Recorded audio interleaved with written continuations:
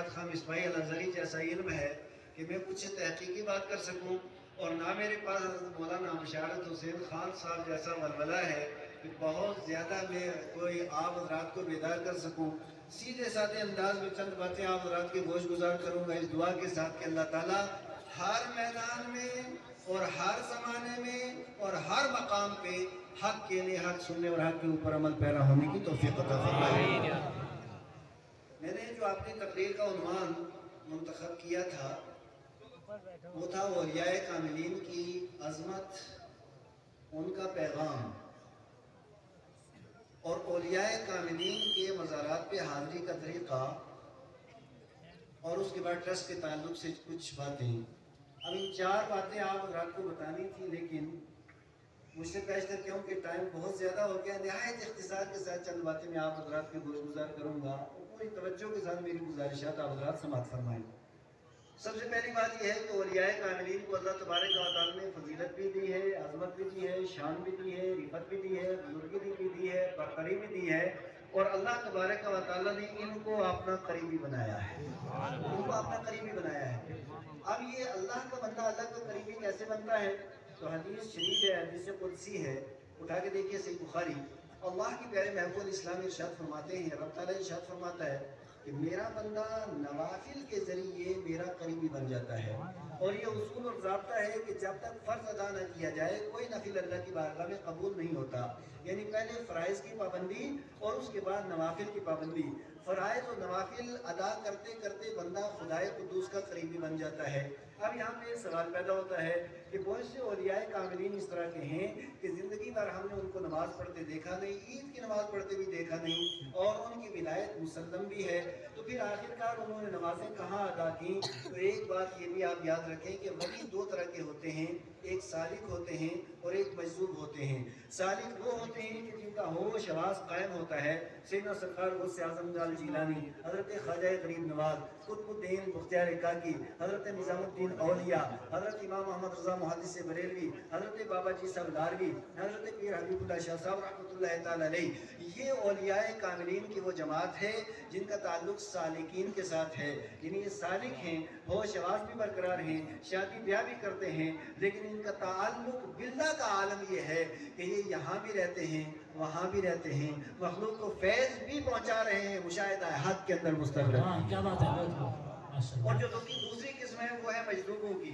ये मजदूब क्या है कि ये जिस वक्त मुशाहदाए हक़ के अंदर मुस्तग़रक़ हो जाते हैं, फिर ये फना फिल्ला बाकी बिल्ला हो जाते हैं। इनको ये खबर नहीं रहती हमारे बदन का क्या है, इनको ये पता नहीं रहता कि हम कहाँ हैं और क्या कर रहे हैं। ये खुदाए कुद्दूस के साथ इनका जो ताल्लुक रहता है उसके अंदर इस तरीके से डूब जाते हैं। और जब बंदा उस हाल में पहुँच जाए कि वो डूब जाए, उसे पता न रहे कि सुबह कब होती है, शाम कब होती है, भूख कब लगती है, प्यास कब लगती है, सोना कब है, जागना कब है, इस मंजिल में जब बंदा पहुंच जाता है फिर रुफ़ियल कलम, फिर कलम उससे उठा लिया जाता है। वो अगर नमाज ना भी पढ़े कोई मसला नहीं, फिर नमाज उसके ऊपर फर्ज नहीं रहती। ये उलमाए किराम के सामने मैं अर्ज़ करूँगा। और फिर क्योंकि हज़रत साईं बाबा मीरा रहमतुल्लाह तआला अलैह वली कामिल हैं, लेकिन ये मजदूबे कामिल भी हैं, और मजदूबों का भी एक सिलसिला जारी है। और बड़े बड़े मजदूब हज़रत बहलूल दाना रहमतुल्लाह तआला अलैह वो मजदूब थे कि इमाम आज़म अबू हनीफा उनकी बारगाह में जाया करते थे। इमाम आज़म अबू हनीफा, ये इमाम आज़म अबू हनीफा कौन है? मुहद्दिसीन के सरदार का नाम इमाम आज़म अबू हनीफा है, मुफस्सिरीन के ताज का नाम इमाम आज़म अबू हनीफा है, फुक़हा के इमाम का नाम इमाम आज़म अबू हनीफा है, मुज्तहिदीन के सरताज का नाम इमाम आज़म अबू हनीफा है। यानी वो शान वाले, वो रिफत वाले कि इल्म हो, अमल हो, ज़ुहद हो, तक़वा हो, तफसीर हो, हदीस हो, हर चीज़ का जिसे इमाम बनाया है अल्लाह ने, उस शख्सियत का नाम इमाम आज़म अबू हनीफा रज़ियल्लाहु तआला अन्हु है। उनका ये आलम और तसव्वुफ के अंदर वो बहुत ज़्यादा माहिर, अगर मैं तकरीर करूँ तो उसी के ऊपर बात पूरी हो जाएगी। यानी इतनी शान होने के बावजूद वो भी एक मजज़ूब की बारगाह में जाया करते। और दूसरी बात सुनिए, हज़रत इमाम शाफ़ी, हज़रत मुफ्ती सिकंदर साहब, इमाम शाफ़ी जो शहर मक्का के हैं, हज़रत इमाम शाफ़ी शहर मक्का के। अब मैं आपसे पूछना चाहता हूँ, ये खाना काबा कहाँ है? जोर से आवाज़ आए। मिज़ाब रहमत कहाँ है? आब ज़मज़म कहाँ है? सफ़ा व मरवा कहाँ है? ये सारे मुक़द्दस मकामात शहर मक्का के अंदर, अतराफ मक्का के अंदर कितनी निशानियां हैं अल्लाह की, ये भी आप अच्छे तरीके से जानते हैं। लेकिन हजरत इमाम शाफी रज़ियल्लाहु ताला जो शहर मक्का के रहने वाले हैं, जब इनके ऊपर कोई मुसीबत आ जाती और जब कोई इल्मी गिरा न खुल पाती, तहकीक के अंदर इनकी गाड़ी रुक जाती, तो ये सफर करते शहर मक्का से बगदाद शरीफ। क्या बात है, बहुत सफर करते और सफर करने के बाद हज़रत इमाम आज़म अबू हनीफा रज़ियल्लाहु ताला अन्हु के मज़ार के ऊपर हाज़िरी देते। और इमाम आज़म अबू हनीफा के मज़ार के ऊपर जब ये जाते, उनकी कैफियत का आलम ये होता है कि जब इमाम आज़म अबू हनीफा की मस्जिद में पहुँचते, वहाँ नमाज अदा करते, तो आप देखिए एक इख्तिलाफ है, वो क्या है कि शाफी जब नमाज अदा करते हैं वो रफ़ुल यदैन करते हैं, हम रफ़ुल यदैन नहीं करते हैं। शाफी जब नमाज पढ़ते हैं तो वो हाथ अपने सीने पर बांधते हैं और हम नाक के नीचे बांधते हैं, और वो आमीन जोर से कहते हैं, हम आहिस्ता कहते हैं। और हज़रत इमाम शाफ़ी रज़ियल्लाहु ताला अन्हु ये मुज्तहिद मुतलक है, और जो दर्जा इज्तिहाद के ऊपर फायज होता है, एक मुक़ल्लिद होता है और एक मुज्तहिद होता है। मुक़ल्लिद के ऊपर तक़लीद वाजिब है और मुज्तहिद के लिए तक़लीद हराम है। अब कोई आदमी कहे जनाब वाला मुज्तहिद के लिए अलग हो, हम कह रहे हैं हाँ, मुज्तहिद किसे कहते हैं?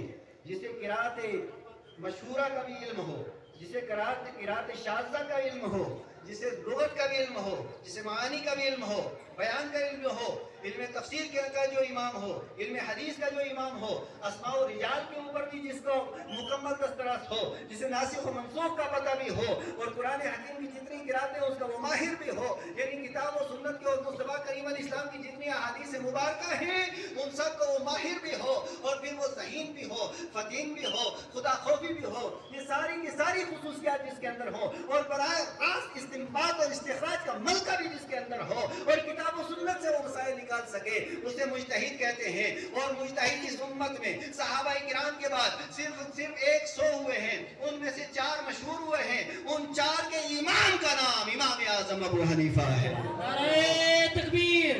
ये बगदाद शरीफ जाते, इमाम आज़म अबू हनीफा की मस्जिद के अंदर जब ये खड़े होकर के नमाज अदा करते, तो ये हनफी तरीके की नमाज पढ़ते, रफ़ा यदैन नहीं करते थे, हाथ भी ये जब बांधते थे तो नाक के नीचे बांधते थे। और उसके बाद शागिर्द और इनके मुरीद पूछते, हुजूर वाला, हमने आपको शहर मक्का में नमाज अदा करते देखा है, हमने आपको ताइफ की वादियों में नमाज पढ़ते अदा देखा है, हमने आपको हिजाज मुक़द्दस के मुतादिद मकामात के ऊपर नमाज अदा करते देखा है। हर जगह पे आप नमाज दूसरे तरीके से पढ़ते हैं, और इमाम आज़म की मस्जिद के अंदर नमाज आप हनफी तरीके पे पढ़ते हैं, वजह क्या है?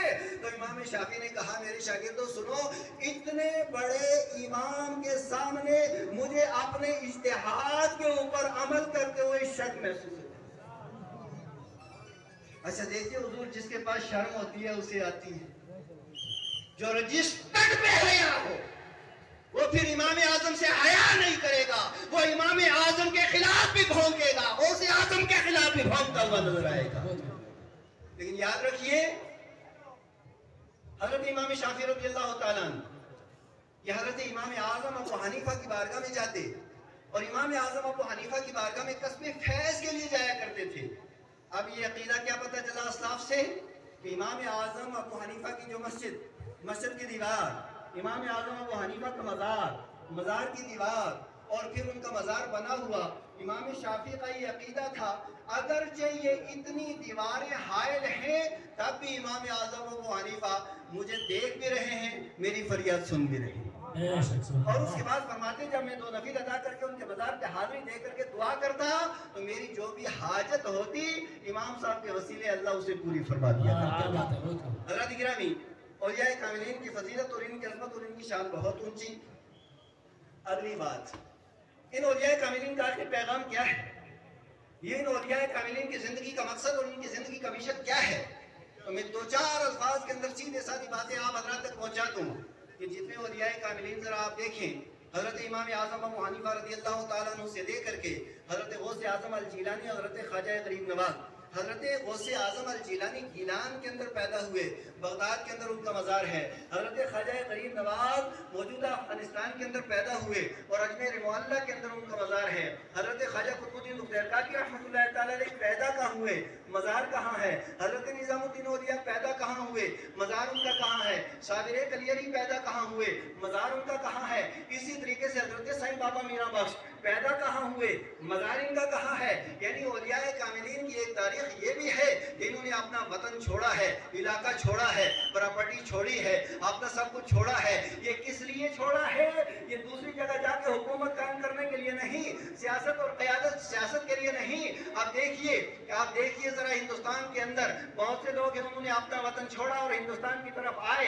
हजरत ख्वाजा गरीब नवाज ने भी अपना वतन छोड़ा और मुल्क हिंदुस्तान में आए। हजरत कुतुबुद्दीन मुख्तार काकी ने अपना वतन छोड़ा और हिंदुस्तान के अंदर आए। निज़ामुद्दीन औलिया ने अपना वतन छोड़ा, मुल्क हिंदुस्तान के अंदर आए। लेकिन यहाँ पे मुल्क हिंदुस्तान में आने वाले और भी बहुत से थे, कहीं महमूद गज़नवी भी आए, शहाबुद्दीन मोहम्मद गौरी भी आए और उसके अलावा भी बहुत से लोग आए, वो भी हिंदुस्तान में आए। लेकिन दोनों का मकसद अलग था।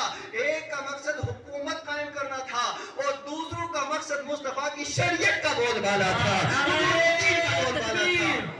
नाराए रिसालत, फैज़ाने औलिया इकराम, नाराए तकबीर। बाहर से दोनों आए थे।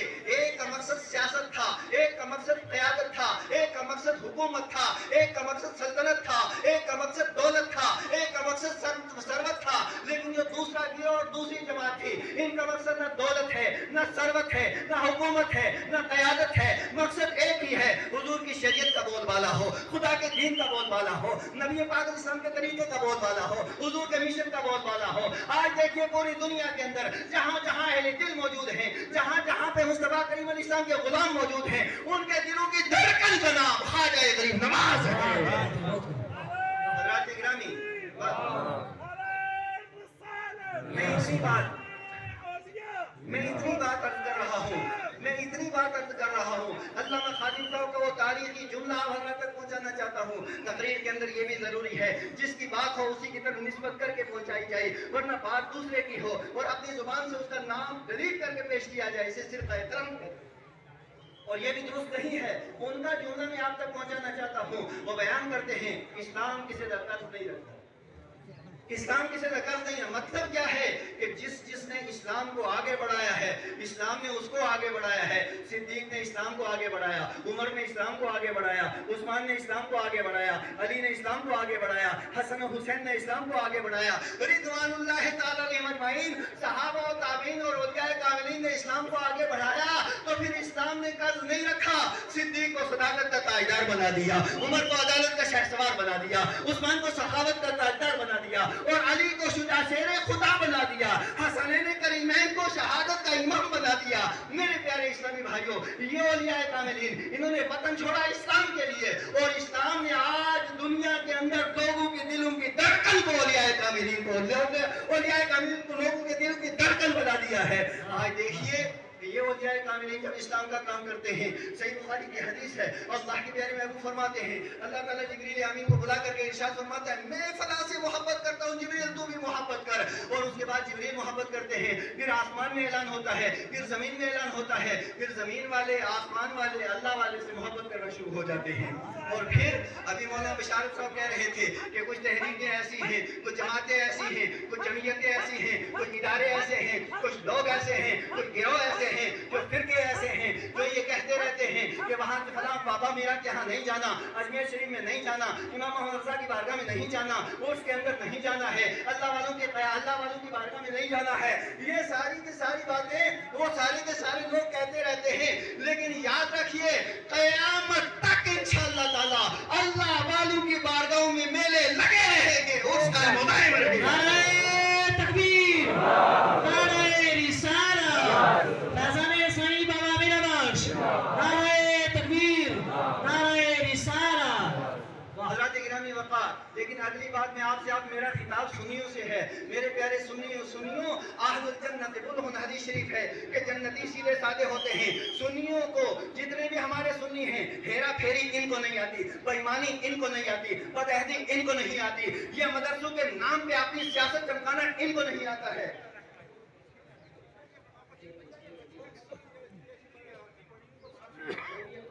तो मैं ये अर्ज कर रहा था हज़रात गिरामी कादर, ये जो औलिया कामिलीन है, मैं सुन्नियों से अर्ज कर रहा हूँ, सुन्नियों को इस तरह की बातें तो नहीं आती हैं, लेकिन ये भी याद रखिए कि ये सुन्नी सीधे साधे तो जरूर हैं, लेकिन ये सुन्नियत को कोई ये समझे हम अपनी तहरीक के जरिए मिटा देंगे, गलत सोच है। कोई ये समझे कि सुन्नियत को हम इदारों के जरिए मिटा देंगे, गलत सोच है। कोई ये समझे हम स्कूलों के जरिए मिटा देंगे, गलत सोच है। इसलिए कि अल्लाह के प्यारे महबूब फरमाते हैं यदुल्लाह अलल जमा, ये जो सवाद आज़म और जमात है इसके ऊपर अल्लाह का दस्ते कुदरत है, और अल्लाह का दस्ते कुदरत बाकी रहने वाला है। जिस जमात के ऊपर अल्लाह का हाथ होगा सुबह क़यामत तक दुनिया की कोई ताकत उसे मिटा नहीं सकती। इसकी बहारें कल भी थी, आज भी है, सुबह क़यामत तक इसकी बहारें कल है।